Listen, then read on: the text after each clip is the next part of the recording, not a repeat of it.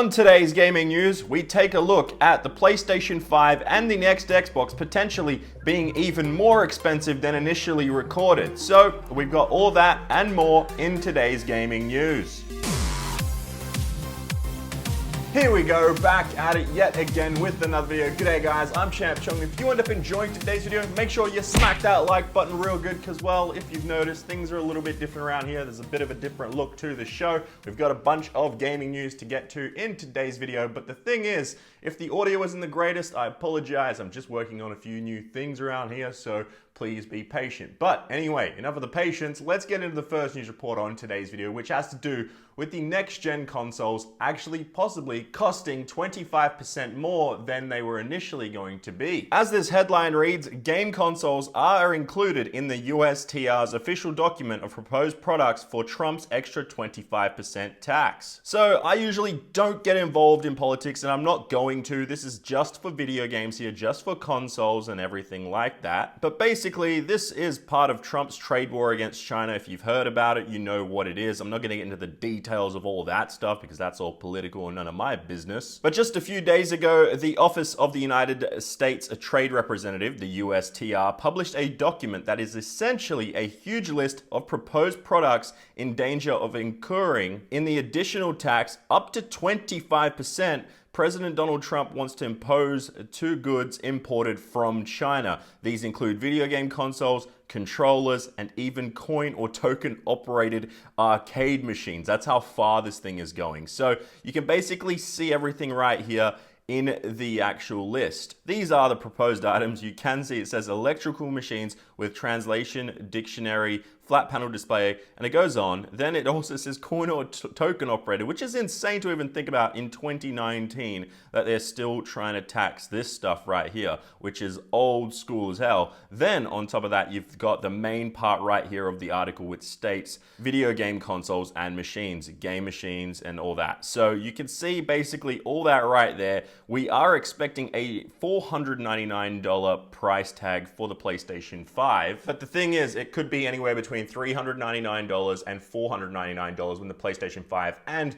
the next Xbox consoles come out. But the scary thing about this is the fact that that's just the price that was estimated by analysts and insiders. Now, you really put your pretty penny into this and you want a brand new console, and then you find out, wait a sec, it's going to be 25% on top of that initial price because of Trump's trade war against China. And that's just a scary thought. Now, the reason for this is the fact that the PlayStation 5 and the next Xbox will be manufactured most likely in China. They've been manufacturing them in China so far, even though Microsoft is headquartered in the United States. The thing is, it's still built in China, except for the first Xbox console that was actually made in Mexico.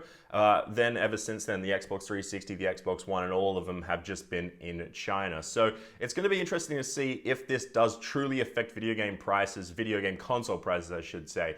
But it is a bit of a scary time. It sucks that this is happening. It's affecting a lot of things. It's not just video games, but since this is a gaming channel, gaming news channel, I wanted to let you guys know about this, and it could potentially affect the entire world with the prices, not just the United States. But that's a long shot most likely. So hopefully it doesn't affect the entire world, and hopefully it doesn't actually affect the United States either, because that would suck for American gamers out there, which will most likely just see them potentially go up to Canada and import the console anyway, just to potentially save money. But then again, it might not work because Microsoft is a US-based company, and then them working with China, similar to how Google, Android, and Huawei is working right now. It's a huge mess.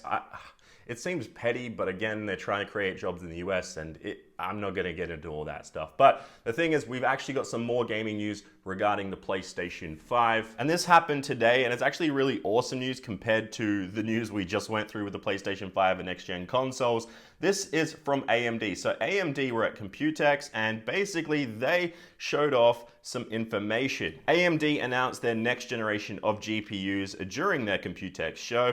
And this also included that the PlayStation 5 will be powered by AMD. During the event, it was revealed that the PlayStation 5 will be powered by the AMD Navi GPU and Ryzen Zen 2 CPU, some stuff we already kinda knew. It's not really new information in any regard really, but it's cool to actually see it up on stage. It's official now, but this is the really interesting part of it all. So AMD created a new technology they call RDNA. So this will be in the next generation of GPUs, which will be included part of the PlayStation 5 in the next generation. So you will see a 1.5 times performance per watt improvement. Then you will see a 1.25 performance per clock improvement in other previous architecture. And you can see some of the other stuff that's included in there. And this is really cool to actually see coming from AMD, who will be the chip manufacturer for the next PlayStation console. And it's just awesome news right there. So we've got some news coming from AMD regarding the next generation of their chipsets. And then on top of that,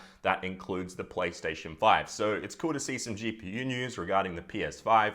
And if you guys want to, I have linked the full video down below where they actually talk about it and everything like that. It's an interesting look. So anyway, we have some more gaming news on today's video, of course, and we are moving right on to it because if you're an Anthem player, well, you're probably not too happy. It seems like a sad day of gaming news, really.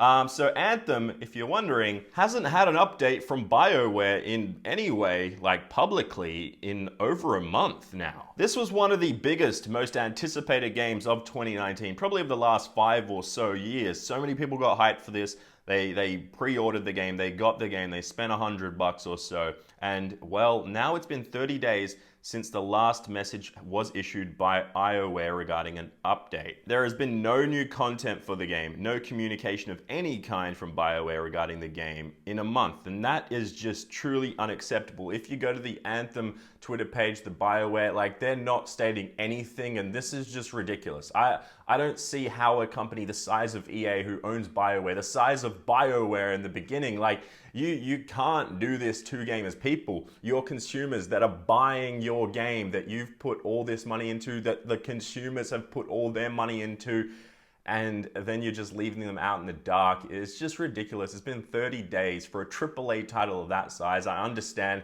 the game didn't do as well as they expected, and you just can't do that. Maybe they're working on something completely new now and they've just abandoned it, but at least give that core fan base that is still playing the game, that put their hard-earned money into it, at least give them some sort of clarification, some sort of news, something at least. Like, you can't have a PR department like that. You need someone to actually communicate. You need communication with your fan base, and it's just unacceptable. So hopefully BioWare do state something regarding Anthem, what's happening next, what their audience is to expect. But in the meantime, it's been a month and nobody really knows. So that's really, really awful. But yeah, I'll keep you guys updated definitely if something out there does happen regarding BioWare and Anthem. But until then, we have some more gaming news on today's video. And it's a really, really simple yet cryptic tweet coming from Hideo Kojima. So Hideo Kojima, creator of Metal Gear Solid, who is working on Death Stranding, his brand new title that's been hyped up for ages, has Daryl from The Walking Dead in it. I forget his real name. But he tweeted this video out, and I really don't understand it. Like, I seriously don't. It doesn't really make any sense to me, but it's kind of got me hyped because I know we're just a couple of weeks away from E3 and we could see something come out around that time, because this could be something that creates the rope. I don't know. I don't know what that means, but this game does look interesting. It has a lot of incredible people working on it, very talented people. So I'm going to definitely keep my hopes up for it, but I'm not going to get overhyped for it because, well, we all know what happens when you get overhyped for a game.